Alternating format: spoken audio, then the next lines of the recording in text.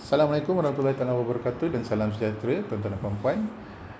Saya Lieutenant Komandan Syafiuddin Mekar Zariman akan menerangkan berkenaan dengan pengisian borang PHF. Saya tak berniat untuk terangkan setiap satu kotak yang ada di dalam PHF ni. Cuma saya akan terangkan part-part yang mana yang sering kali berlaku kesilapan, supaya tuan-tuan dan puan-puan tidak melaksanakan kesilapan yang sama. Baik, untuk sebarang maklumat yang berkaitan dengan tarikh, pastikan tuan-tuan dan puan-puan masukkan tarikh yang penuh, hari, bulan dan juga tahun. Untuk officer service since bila ni, ia berkait dengan sewaktu tuan-tuan dan puan-puan mengisikan bahagian personal history ini, di mana tuan-tuan dan puan-puan perlu mulakan pengisian pada pejawatan yang terkini dan backtrack sehingga mula-mula masuk tentera. Jadi history tuan-tuan nanti akan berakhir pada tarikh yang sama dengan tarikh yang dinyatakan di dalam bahagian officer service since bila. Baik, seterusnya untuk contact detail, ada yang tidak mengisikan nombor phone ataupun nombor email, just pastikan tuan-tuan isikan at least 2 maklumat, sama ada phone dengan fax ataupun phone dan email untuk kedua-dua home address dan juga office address. Seterusnya untuk civil education bahagian others, boleh masukkan maklumat university atau equivalent, dan juga untuk school boleh masukkan bahagian others ni untuk SPM. Pastikan di bahagian institution ni dinyatakan dengan jelas nama sekolah, lokasi, bandar dan juga negara. Untuk key military courses, isikan yang berkaitan dengan kos khusus-khusus di dalam ketenteraan sahaja, dan ada training courses hanyalah yang relevan dengan nominated position sahaja. Tak perlu isi semua khusus yang pernah tuan-tuan dan puan-puan hadir, hanya yang berkaitan. Baiklah, yang berkaitan dengan pos sebagai PPT ataupun PST UN sahaja. Sebenarnya untuk personal history, reverse order, date, from dan to. From mestilah tarikh MKA, dan to ni untuk yang terkini just tulis present ataupun current, dan from ni adalah tarikh MKA unit yang terkini. Tarikh untuk seterusnya di bahagian 2, pastikan tarikh MKA dan KKA ni bersambung dengan tarikh yang sebelumnya.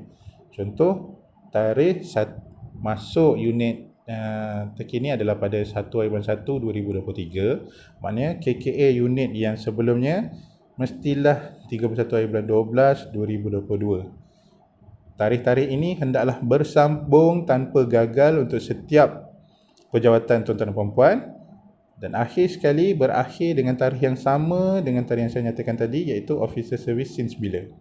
Baik, seterusnya untuk appointment title, masukkan pejawatan, mention tak ada masalah, unit biasa. Name of immediate superior officer, pastikan masukkan nama tuan-tuan untuk superior officer tuan-tuan dan puan-puan. Jangan letak pejawatan sahaja semata-mata. Untuk seterusnya kotak command experience, staff experience dan juga training course ini, pilih antara salah satu sahaja. Kalau pejawatan buat command experience, tandakan dalam kotak. Tanda mestilah tanda kotak pangkah, bukan raid, bukan benda lain, hanya pangkah saja. Number of staff supervise, nyatakan berapa ramai yang tuan-tuan dan puan-puan command. Sekiranya bukan buat command experience, biarkan kotak ini kosong, jangan usik. Dan sekiranya buat staff experience, tandakan kotak staff experience ni. Kemudian pilih antara strategi, operational ataupun tactical, bahagian mana yang tuan-tuan dan puan-puan laksanakan tugas staff tersebut, dan juga nyatakan G berapa. Rujuk di bawah ini ada dinyatakan G1, G2, G3 sampai G9. And then untuk training course, sekiranya sepanjang career tuan-tuan dan puan-puan ada tuan-tuan tidak melaksanakan command dan bukan melaksanakan staff, tuan-tuan dan puan-puan pergi mungkin melaksanakan khusus sama ada di dalam ataupun di luar negara. Untuk bahagian appointment ni hanya masukkan training ataupun nama khusus ataupun nama program master dan sebagainya, dan tandakan di bahagian training course. Unit ini tandakan di mana tuan-tuan dan puan-puan melaksanakan kursus tersebut. Dan untuk bahagian check appropriate box ni, pilih sama ada UN service dan UN peace support operation ataupun others. Others ni kebiasaannya untuk yang ditandakan training course ni lah. Okay, seterusnya untuk description of responsibility, pastikan tuan-tuan dan puan-puan nyatakan dengan terperinci, bukan terperinci tapi dengan ringkas mengenai tugas yang tuan-tuan dan puan-puan jalankan sewaktu tuan-tuan dan puan-puan memegang jawatan yang dinyatakan di atas ni. Okey. Seterusnya, jangan lupa nyatakan military rank during describe duty. Maksudnya, nyatakan di dalam ruangan description ini pangkat dan tuan-tuan dan puan-puan pegang sewaktu melaksanakan tugas perjawatan ini. Baik. Untuk ruangan description ini, ada satu benda yang paling kritikal yang saya nak tekankan.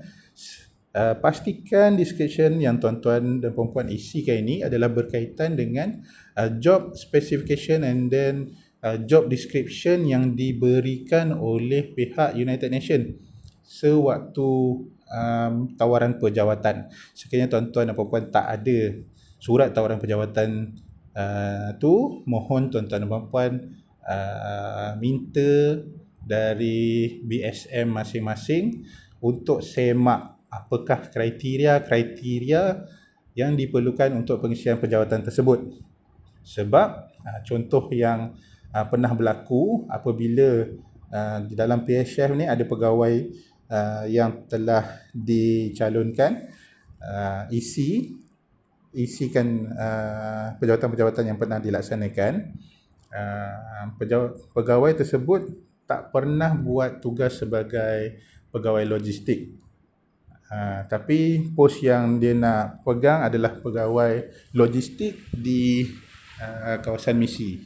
Jadi setelah borang ini tiba di UN, borang ini telah di-reject. Okey, sebab tak ada dinyatakan langsung tugasnya sebagai pegawai logistik.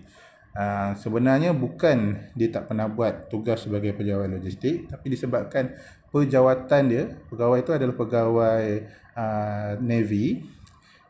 Pegawai Navy tu dia di kapal sebagai pegawai kejuruteraan. So pegawai kejuruteraan juga adalah pegawai supply kalau di kapal-kapal. Jadi di situ dia tak nyatakan yang dia buat kerja-kerja sebagai pegawai supply. So dia telah di-reject disebabkan perkara yang sedemikian. So mohon tuan-tuan dan puan-puan, sekiranya pos yang tuan-tuan dan puan-puan nak isikan tu melibatkan contoh human resource, pastikan tuan-tuan dan puan-puan nyatakan di dalam description of responsibilities ni ada kena mengena dengan human resource. Okay, saya harap benda tu tuan-tuan dan puan-puan boleh faham. Seterusnya, saya jump terus ke bahagian bawah. Okay, general information.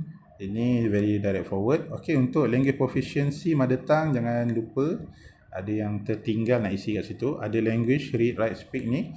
Pastikan masukkan kod sahaja, A, B atau C. And then tandakan untuk Word, Excel, PowerPoint ni. Driving skill, walaupun tuan-tuan dan puan-puan tak pandai bawa 4x4, just tandakan yes. Dan seterusnya tuan-tuan dan puan-puan pergilah belajar untuk memandu 4x4. Okay, sebab di kawasan misi tuan-tuan dan puan-puan kena memandu 4x4 dan juga kena buat senggaraan sendiri, dan sekiranya berlaku apa-apa sewaktu rondaan, tuan-tuan dan puan-puan kena handle sendiri kenderaan tuan-tuan dan puan-puan. Baik, seterusnya untuk yang di bawah ini, pastikan tuan-tuan dan puan-puan baca dengan teliti sebelum menjawab. Okey, untuk references ni, section ini hanya diperlukan untuk important leadership position sahaja. Sekiranya tiada kena-mengena, just tinggalkan. And then tanda tangan, jangan lupa di sini ada dua tempat untuk tanda tangan, satu di bahagian atas ni dan satu lagi di bahagian candidate signature ni. Okey, masukkan tarikh. Untuk tanda tangan, pastikan tuan-tuan dan puan-puan tanda tangan secara digital saja, sebab borang ini saya perlukan tuan-tuan dan puan-puan hantar kepada saya dalam bentuk PDF.